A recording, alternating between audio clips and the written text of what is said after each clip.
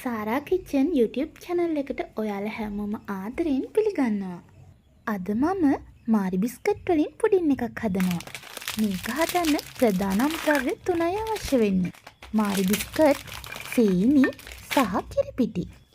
මම මේකට biscuit packet දෙකක් ගන්නවා. බිස්කට් 6ක් අයින් කරලා ඉතුරු ටික මේ ආකාරයට කෑලි වලට කඩා ගන්නවා.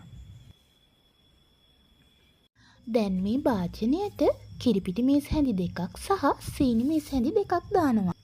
දැන් වතුර මිලිලීටර් 300 සැරින් සැරේට එකතු කරගනිමින් මේක හොඳට මිශ්‍ර කරගන්නවා. මේකට අපිට ෆ්‍රෙෂ් මිල්ක් යොදා ගන්නත් පුළුවන්.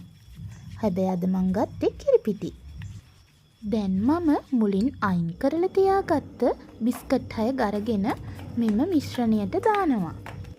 දැන් අපි මේ භාජනය ලිපේ තියලා හොඳින් හැඳි ගන්න ඕන. මාරි බිස්කට් ටික හොඳින් දිය වෙනකන් අපි හැඳි ගන්නවා. මේ වෙලාවේ අඩු ගින්දරේ තමයි අපි මේ මිශ්‍රණය හැඳිගා ගන්න ඕන.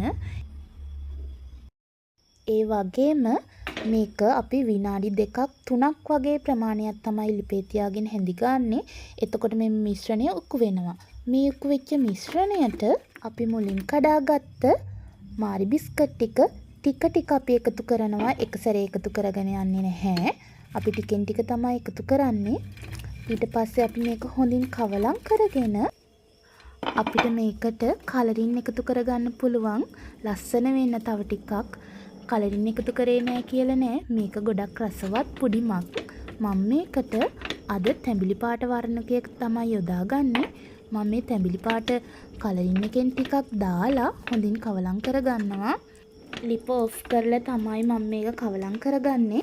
මම දැන් පුඩින් එක දාගන්න යන භාජනය බටර් හොඳින් ගා ගන්නවා. දැන් මම මේ පුඩින් එක භාජනයට දානවා.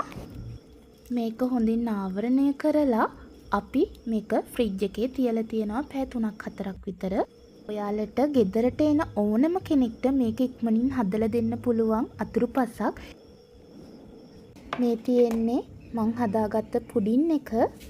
දැන් මං මේක තව ලස්සන කරගන්න කජු ටිකක් කුඩු කරලා දානවා. මේ මාරි බිස්කට් පුඩිම ඕනම වෙලාවක හදන්න පුළුවන්. කිසිම කරදරයක් නැහැ. ඉතාම පහසුයි මේක හදාගන්න. ගෙදරම තියෙන දේවල් වලින් හදන්න පුළුවන් නිසා මේක ඉතා ලාභදායී කෑමක්. ඒ වගේම ගොඩක් රසවත්. තවත් මේ වගේ රසවත් වීඩියෝ බලන්න කැමති නම් මේ channel එක subscribe කරන්න.